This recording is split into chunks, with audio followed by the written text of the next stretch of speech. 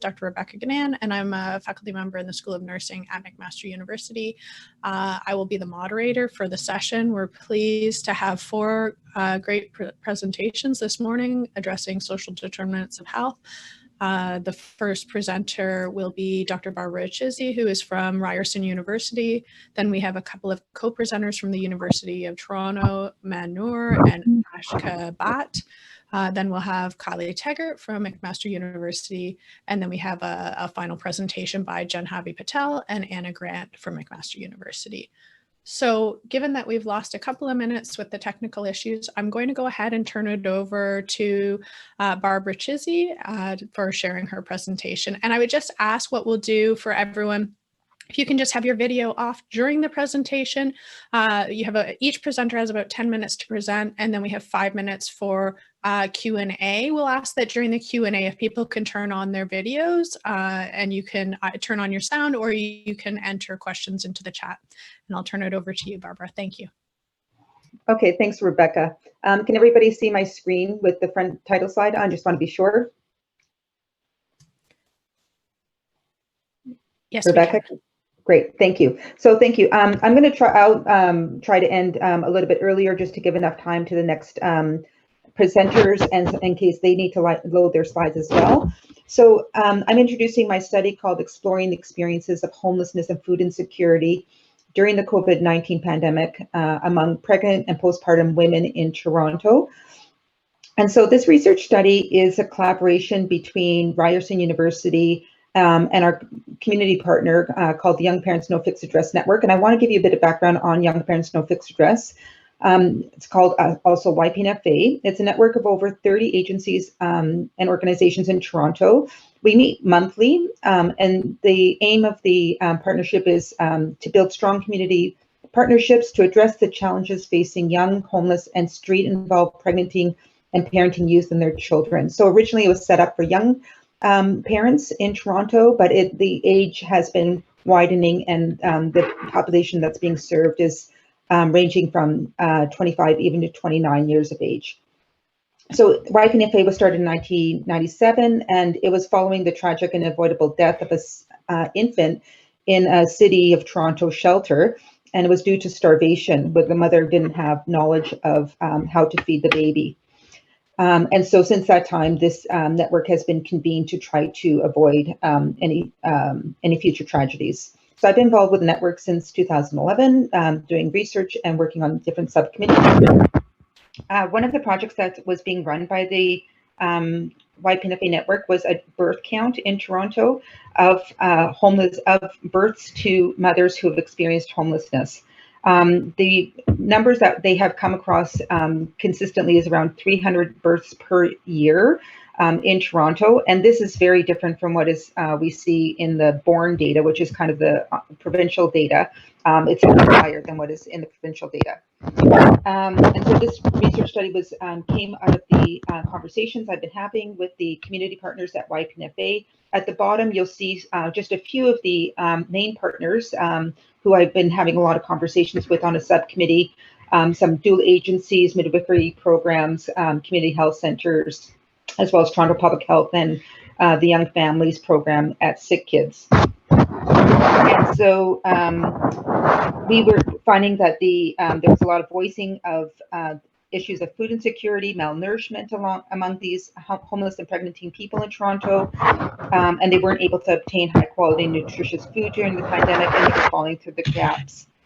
So the aim of our study is to understand experiences of this maternal population as they navigate their perinatal care, as they navigate the shelter system, and their access to food during the COVID-19 pandemic. And we want to learn firsthand what services have worked well for these people and what can be improved. And just a little disclaimer, the use of the word women I use people within the study, and the definition I have for people involved in the study are women, including trans and non-binary people. So I'm the principal investigator from Ryerson University. These are the co-investigators as well from Ryerson University, from nursing, nutrition, midwifery, and social work and child studies. So it's quite an interdisciplinary and collaborative team. So a bit of background about what's happening in Toronto and with homelessness and COVID-19. So people experiencing homelessness during COVID-19 are disproportionately affected. They have higher transmission rates of the virus in the shelters because of the shared living spaces, because of overcrowding, difficulties in maintaining physical distancing, and then as well a high population turnover.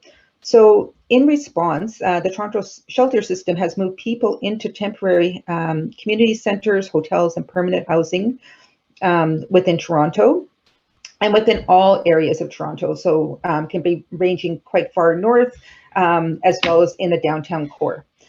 And so according to our community partners that I'm working with, a lot of the homeless people who are pregnant or have given birth during this postpartum period have encountered unique and significant challenges in accessing shelter and food. And so one of the major issues facing this population is that as their status changes from the perinatal period from pregnancy to parenting, often these people are transferred within the shelter system because a lot of shelters draw distinctions between being pregnant and having children. So there's a lot of moms right now, or a lot of people right now who are falling through the gaps in the shelter system, and it's really much more pronounced now during the pandemic. And as well, the community partners I'm working with have overwhelmingly voiced concern about the issue of food insecurity and malnourishment among the homeless and pregnant people. And then there are challenges in obtaining high quality nutritious food, and as well as their ability to breastfeed their babies. And so a recent study that was done by the Daily Food Bank has reported that the number of new clients accessing food banks has actually tripled in Toronto since the start of the pandemic. And so this combination of housing insecurity, food insecurity, and the increased risk of contracting COVID-19 places these people and their infants at risk of significant health risk and even of death. And so the aim is to understand the experiences of this maternal population. So the importance of the research, so Toronto has the largest shelter system in Canada. We know that parents and families are increasing in the segment of the homeless population in Canada. And I gave a comment before about the number of births in every year, so 300 births to pregnant people every year who are facing homelessness. And that we're anticipating that there's going to be an increase in the number of women who are becoming homeless during the coming year, since women are disproportionately impacted by COVID-19.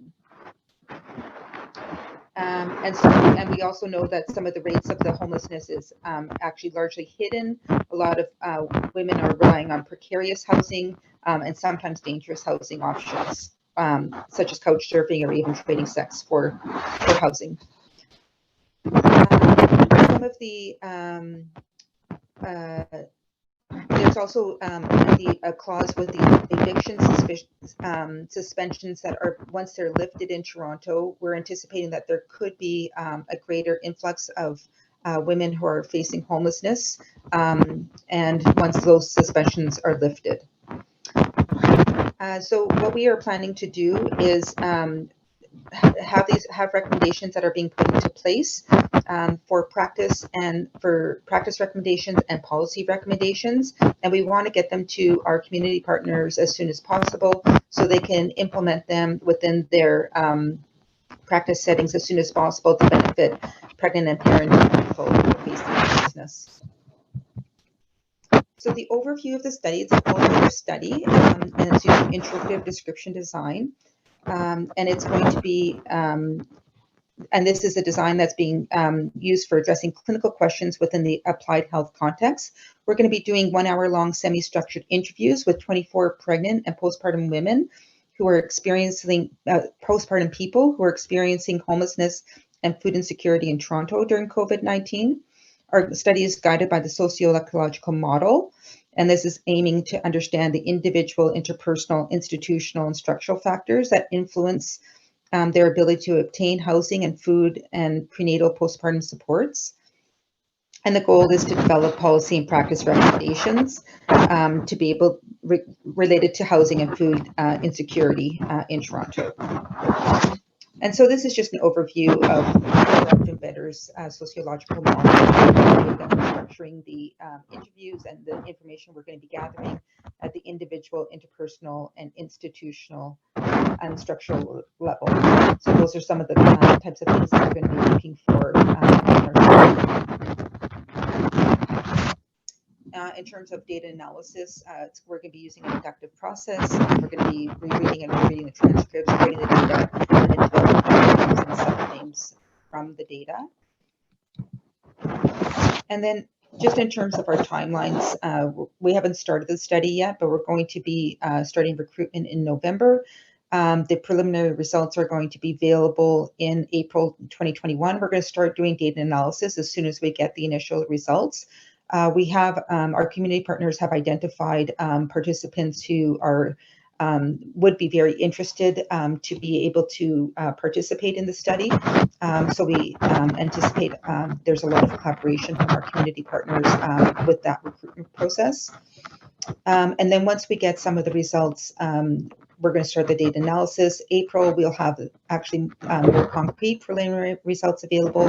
And then by June next year, because this is a rapid response study, we're going to be finishing that set of practice and policy recommendations. And we're also going to be developing a 3-minute knowledge dissemination video to be able to share the results. So, and these are some of the references that are used in the project. So I know it's almost 11 o'clock. I know I went a little bit quicker than I planned, but I just wanted to give some time for questions and then as well for the other presenters during this session. Thanks very much for that great presentation, Barbara. I'd like to open it up to the audience and see if there are any questions. You can either put them in the chat or you can turn on your sound and you could ask them directly. If the questions go in the chat, Rebecca, are you able to please read them out to me? Absolutely. Yeah. Thanks. So one question that I have is, what do you anticipate will be the challenges in terms of recruiting to this study? So a lot of the people are very busy. You know, they have very fragmented lives right now, and so sometimes you know, it may be difficult for them to have the time to be able to participate in the study. That we're going to offer the study by phone, or if they want to connect by Zoom. So we're using the same type of methods that our community partners are using to be able to connect with the participants. So there is an incentive for joining the study. It's $70 to join. And so that will be helpful for them. That might help offset any costs related to needing to have any childcare during the interview. If they need to incur any costs for the phone, it might help offset any of those costs. But our partners have really said that the mothers or the people who are experiencing homelessness, the pregnant, postpartum people, are wanting to share their stories. They've actually done interviews with the Toronto Star. Some of the mothers who have had COVID and facing homelessness, they want to see changes being made. So they're interested in sharing their stories if they know it's going to be helping other people. That's terrific. Thanks so much. I just know that we're grappling in our own studies with recruitment and virtual connections with people, whether telephone and video, in terms of digital divides and some of the challenges that, of course, you'd be facing in terms of your population. Are there other questions?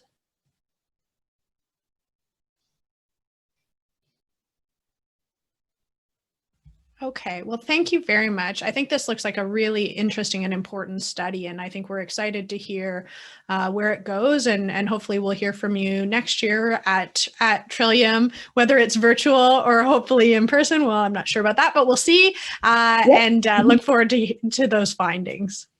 Okay, wonderful. So I think I just have to stop sharing now. My screen is my understanding. That's correct. Yep.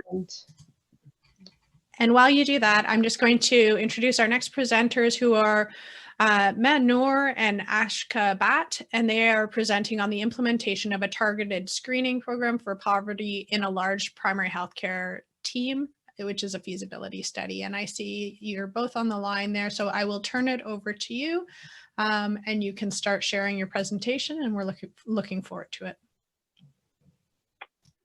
Hi, everyone. Thank you so much, Rebecca, for the introduction. I just want to make sure everyone can hear us.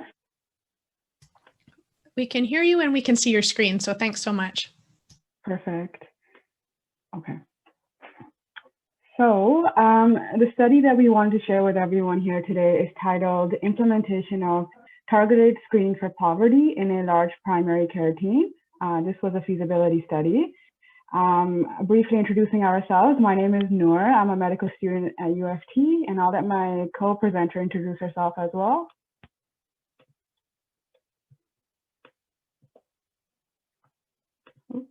Aashka, can you hear us?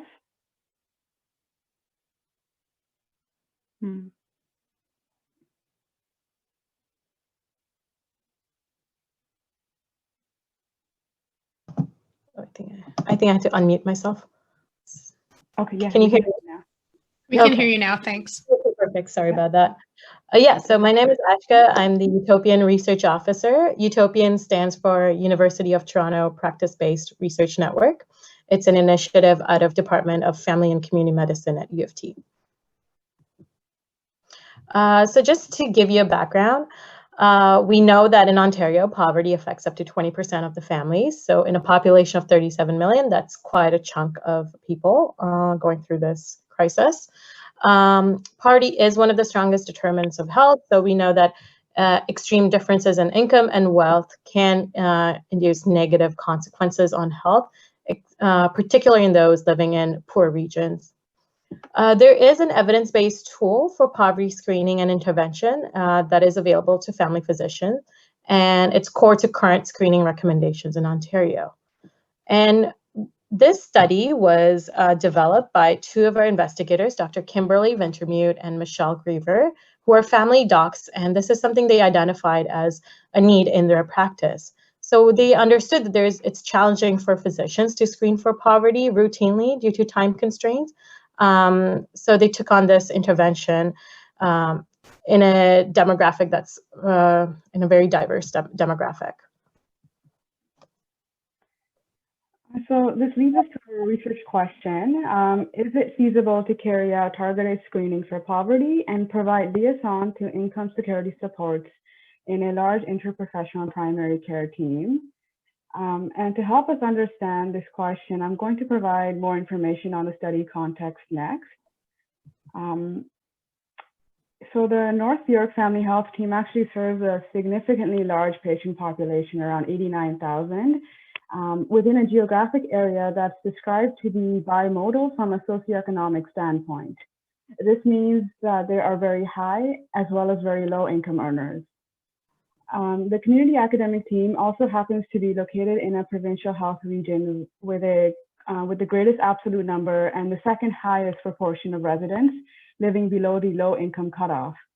So just based on these stats, you can imagine that a large volume of patients in this area were expected to be eligible for the screening intervention we were planning.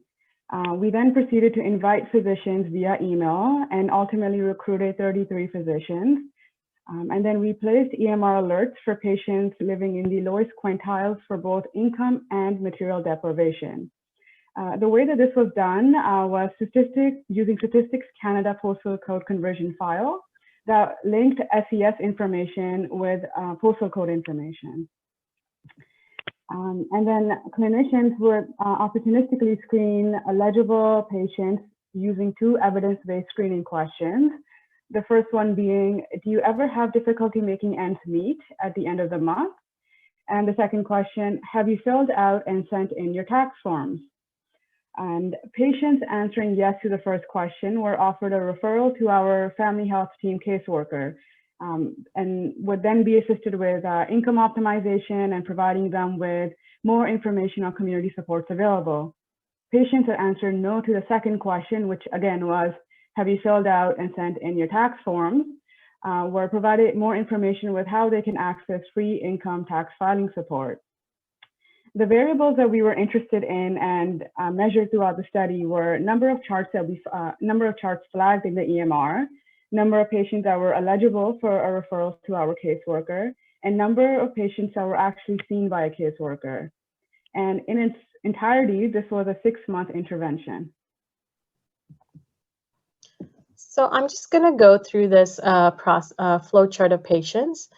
About 852 patient charts were flagged using the criteria that my colleague Noor just mentioned, and 60% of those had at least one visit over 6 months.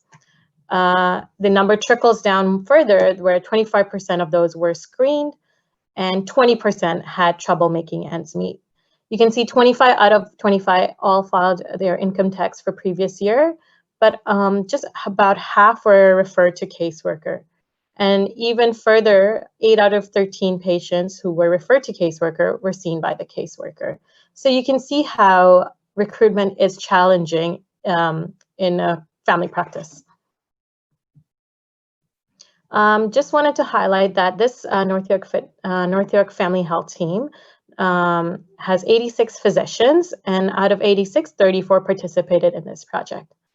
And like I said, out of 852, 8 successfully were seen by the caseworker.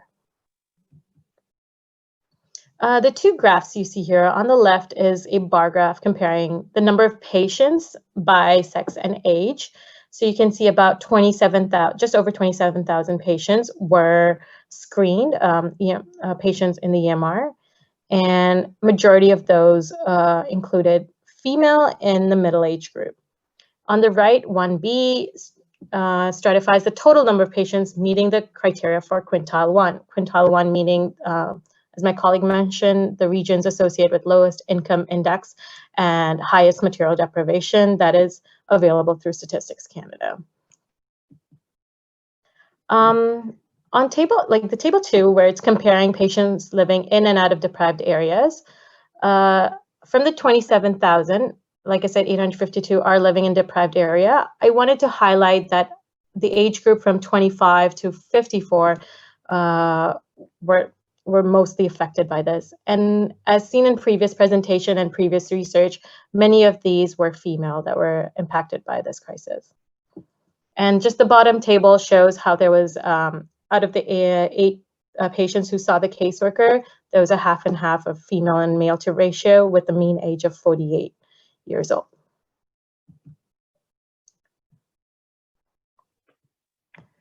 So looking at those results, we can see that there are significant challenges for screening and addressing poverty under usual circumstances in community-based primary care.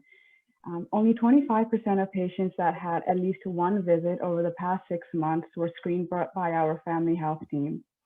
This tells us that there are significant physician factors that serve as a barrier for low-income patients and access to government aid. We continue to take a look at interventions with similar intentions to ours, and we identified a theme. Patients repeatedly expressed the desire for their physicians to improve their knowledge and understanding of complex issues faced by marginalized persons. So this includes things like poor literacy and subsequent inability to complete application forms or understand these medical instructions. Individuals from low SES are often trapped in a cycle of addiction and face issues such as housing instability as well as food insecurities. So there are several limitations to this study. We know that the study did not capture data on why only a fraction of patients had at least one visit over 6 months or screened, or we don't even know why even a smaller proportions were referred and seen by caseworker. So this limits our data analysis to speculation of only 1% of the population that were seen by this caseworker. So we know that the pilot study, before we did this study, we did a pilot study and it was very successful in a small number of physicians. But when we scaled it out to a wider group, it failed to show the same results. These patients the patient charts were flagged based on postal codes, the first 3 letters of the postal codes. However, we did not know that all individuals living in areas were defined as quintile 1, as they were that may be eligible for referral to caseworker. So overall, we attempted to implement a targeted screening program in a family practice to increase awareness of poverty as one of the important social determinants of health and try to enable screening in primary care. We did identify several barriers and hurdles, and we hope to take these findings to implement an online poverty screening tool and address those issues. We also know that poverty as a social determinant of health has historically been tackled on by public health practitioners and public policy developers. What we don't know is how healthcare providers respond to income as a risk factor for poor health within their office settings. So this really underlies the need for more research in this area, and it continues to be an active area of research at the same time. Thank you so much for letting us present our work to you today. Great. Thank you very much for that great presentation. We have a question for you that came in the chat. It's from Michelle Griever. So she acknowledged that targeted screening was challenging. Do you have any thoughts on what could improve the rate of screening? Noor, do you want to say? I can jump in after. Sure. I wasn't sure who was going to talk first. So thank you, Dr. Griever, for that great question. So some of the similar studies that we looked at made various recommendations. So this includes surveying the physicians that took part in this intervention to see what their specific barriers include, as well as including other members of an interdisciplinary healthcare team. So maybe not physicians directly, but other members of the team that can improve the uptake of a screening tool. So these are all considerations that are worth exploring. Aashka, I don't know if you wanted to add to that. Yeah, just based on my previous experience, probably not on this because I was not as a frontline staff working on this project, but definitely assigning someone from the research team, someone like me, who can go in and help the healthcare professionals to be able to flag the charts or have a prompt up response to be able to screen them and ask just a basic question upon their arrival to the clinic. Okay, great. Thanks. We have a couple of questions in the chat that are a bit related. So first, a thank you from both contributors to the chat for your presentation. Really interesting talk. That's the feedback. The first question was, and I'll say them both, wondering if you can please expand on how your findings from this feasibility study will influence future investigation, or if you have plans to scale up even further. And also, and the other question is similar. Do you have ideas about what next studies you're considering? If so, will you share? This strikes me as a great kind of problem to consider through a knowledge to action framework. So just to respond to parts of the question, this study was conducted or finished before the COVID-19 pandemic. So we hope to take this, the findings from this study and relate it how we can take the impact that COVID-19 has made on the family practice and the delivery, the care that's being offered. And hopefully this will serve as in providing better care to these marginalized population. Yeah, Noor, do you want I was just going to say, like, our study is an example of a study with great intentions, but in terms of results, it really shows how challenging it is to implement the intentions that we had hoped for. So I think it really requires us to take a step back and look at the pieces that can help us optimize the uptake of a well-intentioned screening tool. And I think part of that requires us to look at similar studies and how they improve their uptake of such a screening tool to see if something similar can be done within our setting. So just to add, there have been successful studies that have been come out of St. Mike's, the SPARC study, and we hope to take some findings from that study and the process flow and the process map and implement on this family health team. That's the plan so far. Okay, thank you both very much. Thanks for a great presentation and some great responses to the questions. I'm going to just ask you to stop screening, and I'm going to, as we're waiting for the next presenter, Kylie Teggart from McMaster, to load her presentation, I'll just introduce the topic of her presentation. So Kylie will be presenting on the effectiveness of physical activity and nutrition interventions to enhance mobility in community dwelling older adults, an umbrella review to inform intervention co-design of the EMBOLDEN trial.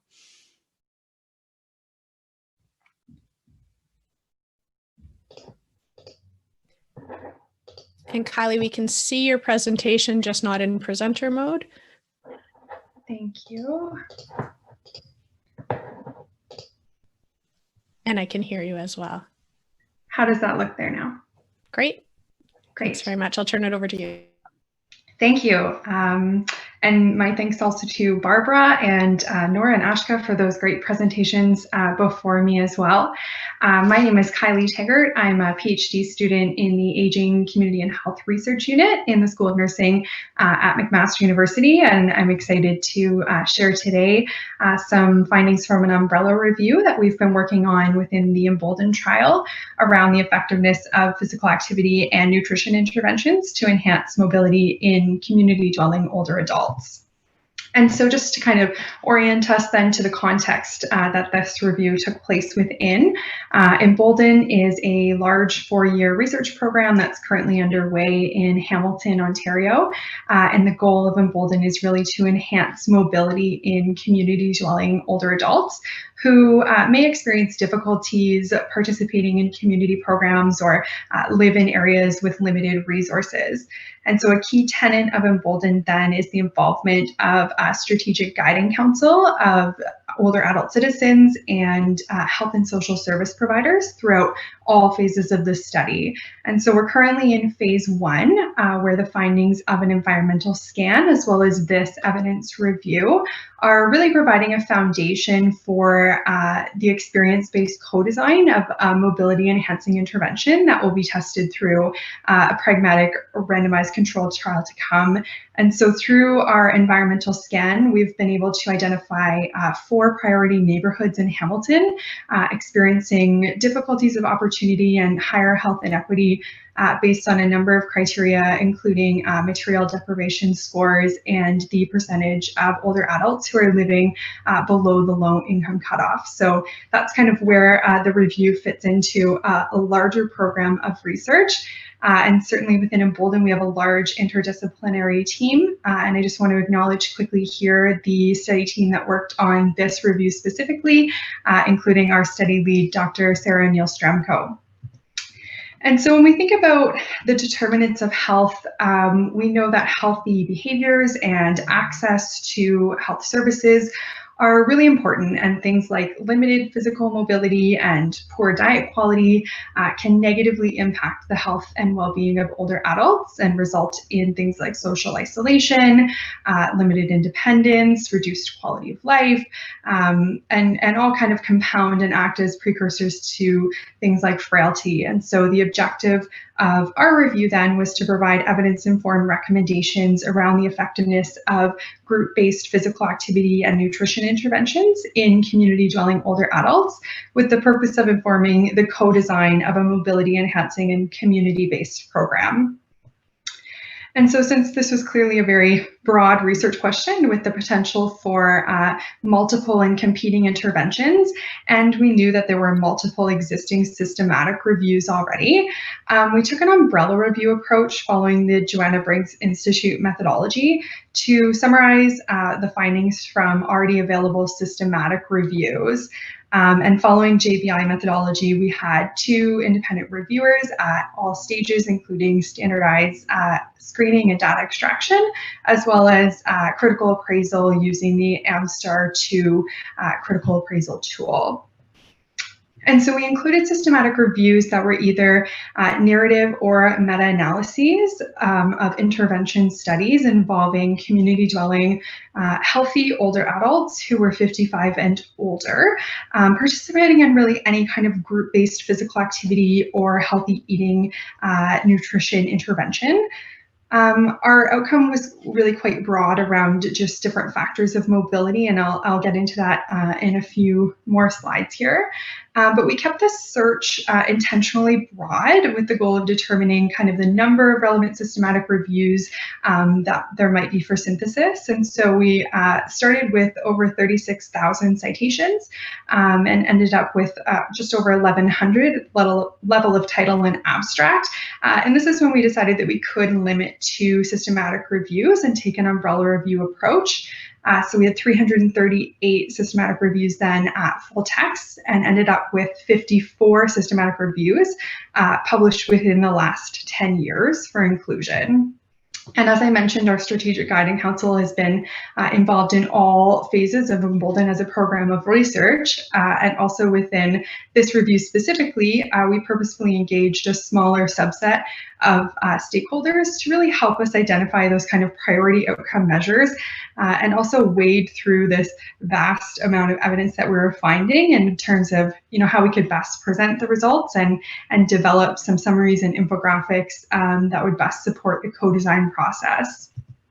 And so we're currently in the final stages of developing our manuscript and synthesizing our results, but I'm happy to share this morning some of the preliminary findings that are coming out of our analysis that we'll also be sharing with our Strategic Guiding Council during the co-design. And so our 54 systematic reviews were quite heterogeneous. We found kind of 6 main intervention categories that we were able to group them within, including strength training, or also known as resistance training, aerobic exercise, mind-body, where we group things like Tai Chi and yoga. We found some dance interventions, as well as this kind of interesting category of general physical activity being multi-component interventions that involved kind of any combination of aerobic training, strength training, mind-body, balance exercises. And so 46 out of the 52 systematic reviews looked at just physical activity interventions on their own. And then we also had 8 that included nutritional supplementation in the form of like a protein supplement, along with strength training in this population. And we grouped our outcomes into kind of the broad domains of heart health being aerobic capacity, daily function, which was a variety of measures like the 6-minute walk test, time, touch, and go, chair stand, so kind of those measures of physical function, as well as balance, falls, and muscle strength.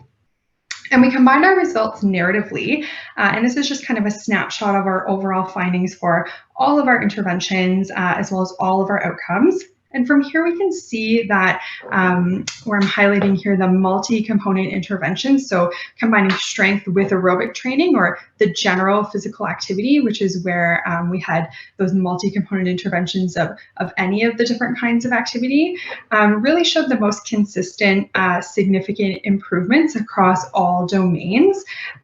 Whereas when we look at things like strength or aerobic exercise and interventions on their own, they really don't show as much effectiveness across all the measures of mobility.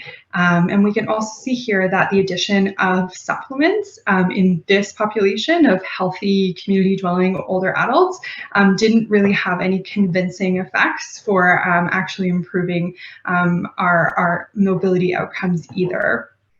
And so I just want to focus in a little bit more then on the 2 interventions that we saw the most promising effects from, which were our strength and aerobic and our general physical activity interventions, and kind of consider them in context of the strength of the evidence, which we assessed using the AMSTAR2 tool, where green was high quality, yellow was moderate, and red was low to critically low. And here we can see actually that those general physical activity interventions were actually of higher quality, generally moderate to high quality systematic reviews, while the strength and aerobic interventions tended to be of lower or critically low quality. So that's important when we're considering kind of our overall impression and the possible impact of these interventions. And so we concluded then that multi-component group-based physical activity interventions seem to be most convincing for improving mobility in community dwelling older adults. which I really think highlights kind of an importance of a more holistic approach to health and well-being in this population, and also might make physical activity a little bit more accessible, because really, for older adults who might not be engaging in any physical activity at all, it might help them to know that they don't have to commit to a strict 12-week high-intensity training program, but really, a combination of general physical activity in a group that might have, a social participation aspect, and actually be fun instead of intimidating, could be actually really beneficial. We also found that there were no systematic reviews focusing on nutrition only, so that highlighted a gap in the literature that another team within Embolden is attempting to fill now through a rapid review of primary studies. But this umbrella review really kind of provided us with that high-level, high-quality synthesis to find that signal for what the most effective interventions are. And now we'll be able to match this to what's actually feasible in the community, based on the existing health and social services, but also the community needs. And so we're really thinking now about integrating kind of a lens of accessibility when we consider how COVID-19 has disproportionately affected some of our communities, and how we can kind of adjust our intervention to best support the community now and beyond. So happy to connect or to entertain any questions, and thank you very much for the opportunity to present. Great, thanks very much for your presentation, Kylie. That was an excellent presentation.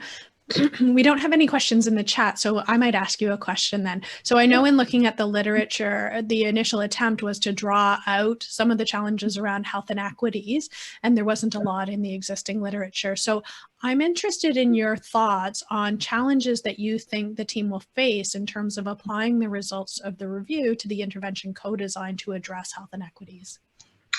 Right, that's a great point. So one of the constructs that we attempted to extract data around for our review was around systematic reviews that reported on material deprivation and the percentage of low-income participants, and we didn't find any that included those kinds of considerations. And so I think actually the fact that those kind of general community-based interventions are coming out as the most effective, could be more palatable in the sense of the co-design, where we're considering, maybe programs that are already available at the Y, or that older adults in these communities could be able to access at a lower cost, versus, more strict and high intensity interventions where, they might need more resources or kind of different levels of access. So I think, certainly we need to hear from the community regarding, what their thoughts are around that. But I think there's, some interesting potential there. Okay, great. Thanks very much. Oh, please go ahead. Quick follow-up question. Sorry, I'll turn on my video so I'm not disembodied. When you say that, I wonder about looking at the naturally occurring retirement communities literature, the NORC. And particularly maybe connecting with Catherine Donnelly at Queen's.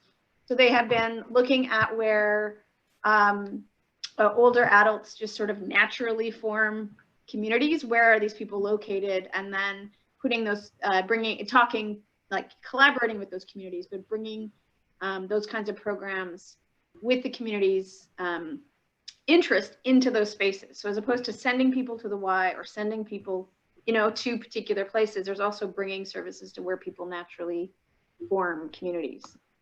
It might be an interesting future option. Yeah, I think that's a really great point, and I wouldn't rule that out in Embolden. I think that's really our next step, is figuring out what the community's needs are. And I think there's certainly some communities that are within the larger communities that we've identified, where they potentially have spaces where these groups of older adults are already living, that we could bring services to them as well. So yeah, excellent point. Thank you. Okay, great. Thank you very much, Kylie. I'm just going to ask you to stop sharing and ask the next presenters to share their presentation. And as they are, I'm just going to introduce the topic. So we have Janhavi Patel and Annabelle Grant, and they are going to be presenting on assessing perceptions of primary care quality among people experiencing homelessness and accessing shelter clinics during the COVID-19 pandemic.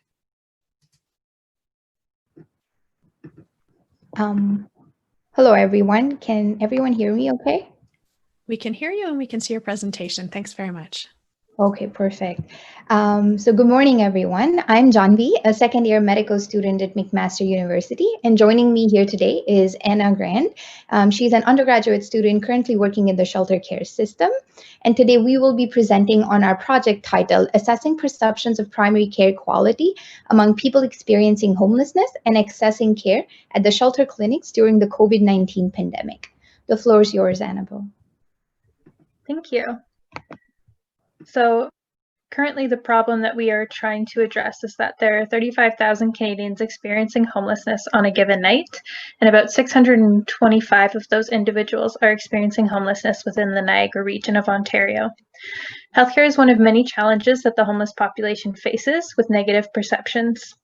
People have a lack of access to consistent healthcare due to a variety of barriers, such as transportation and poor health management. The REACH, which is Regional Essential Access to Connected Healthcare clinics, are implemented in shelters across the region, attempting to address this problem. In addition to negative healthcare experience, the healthcare structure has changed drastically because of COVID-19. There was an increase in barriers and a lack of electronic resources, so the REACH clinic has vastly changed the way that they deliver their service, including using virtual care over the phone or in video call. What we will be doing is using the PCQH, which is a Primary Care Quality Homeless Questionnaire, to better understand patient perceptives and improve the quality of care provided to the homeless population. The survey instrument was developed and evaluated in the homeless population accessing care through the Veterans Affairs system in the United States. In order to improve primary health care for marginalized populations, we will make connections with the REACH clinics in the Shelter Health Network to distribute the questionnaire. This information will provide the opportunity for further investigation and quality improvement within shelter health clinics in Niagara as well as Canada. These will be based on perceptions of people with lived experience of homelessness. What is unknown to us is that during some preliminary studies, they have used the PCQH questionnaire to assess primary care perceptions with both Veteran Affairs and non-Veteran Affairs sites in the United States. The questionnaire has never been used to assess patient perceptions within the homeless population receiving primary care in shelter clinics in Ontario, and specifically the Niagara region. This study will provide more information about the usefulness of the PCQH questionnaire, especially during the COVID-19 pandemic, which led to changes in our healthcare systems.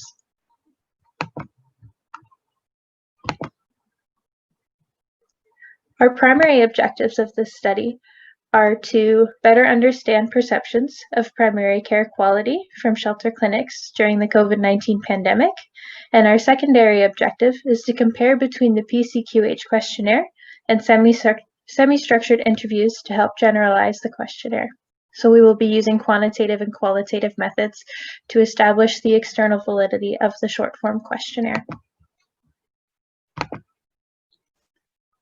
For our methods, we will have a snowball and convenient sampling strategy.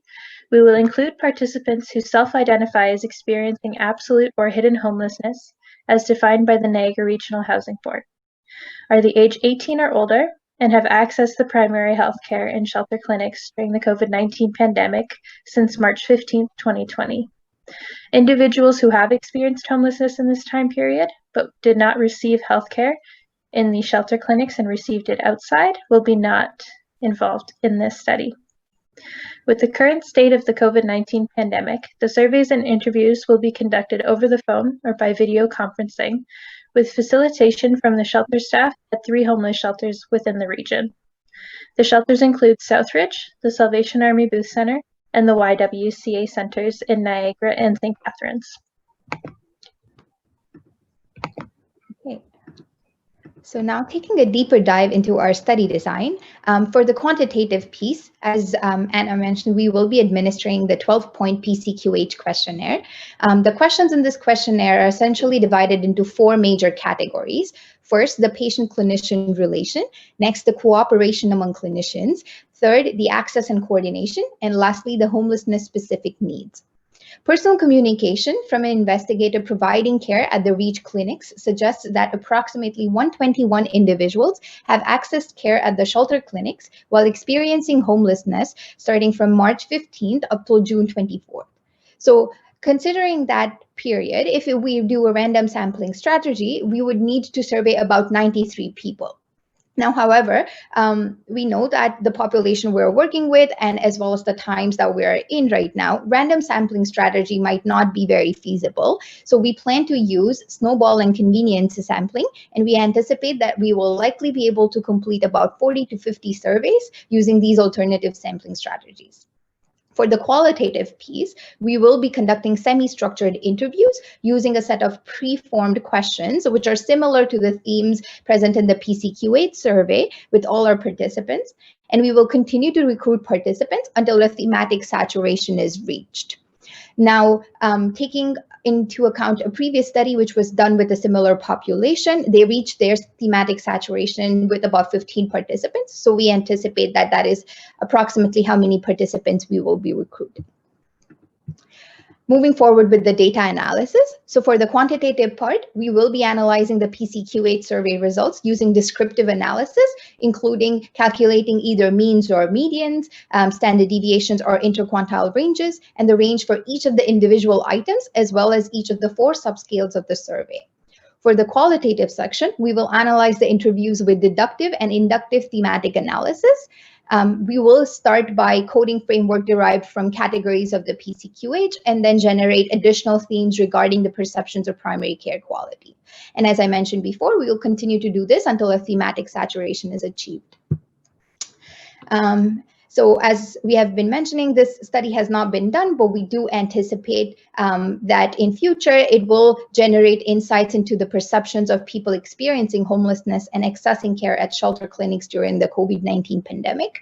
Specifically, we hope to learn about their relationships with providers, the ease with which they can access the services, the perceptions about their cooperation among different healthcare providers, and any other homelessness-specific needs.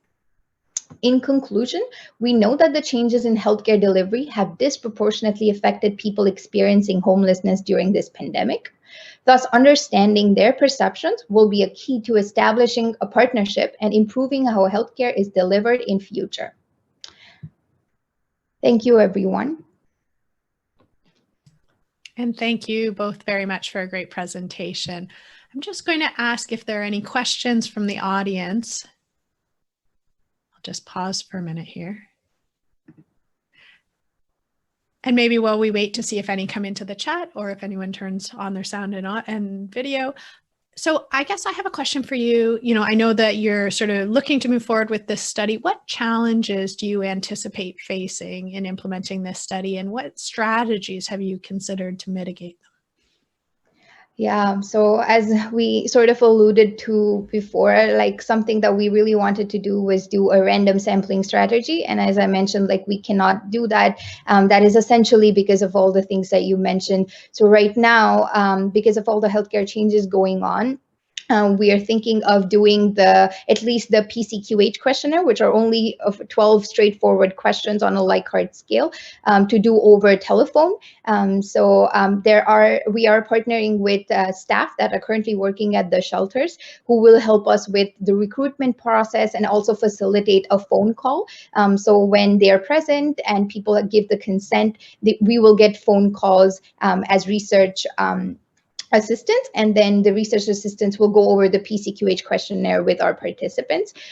For the qualitative piece, so as I mentioned, Anna works with the shelter care system, and we also have a few other dedicated staff that will help us do these interviews in a private setting right at the shelter clinics. So the participants do not have to go anywhere else in order to do this. And at the shelter clinics, there's already some systems in place to maintain social distancing and things like that. So we hope that we can mitigate those barriers through these strategies. But I think once we start doing a few, we will also come across any additional barriers and then hopefully mitigate that through that. Okay, terrific. Thank you. And we have a question for you in the chat as well. And this is from Dr. Patty Till, who's from University of Manitoba.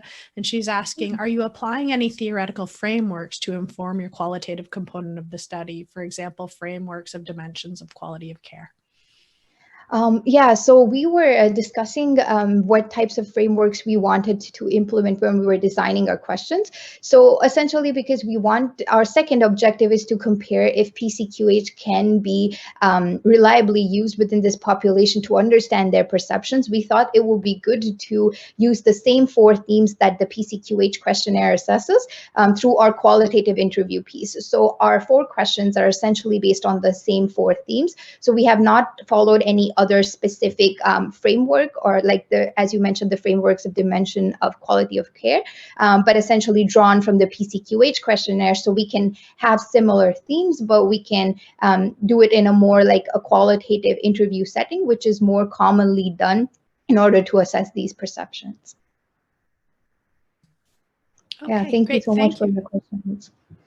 Are there any follow-up questions or additional questions? We have another minute or two if anyone has any.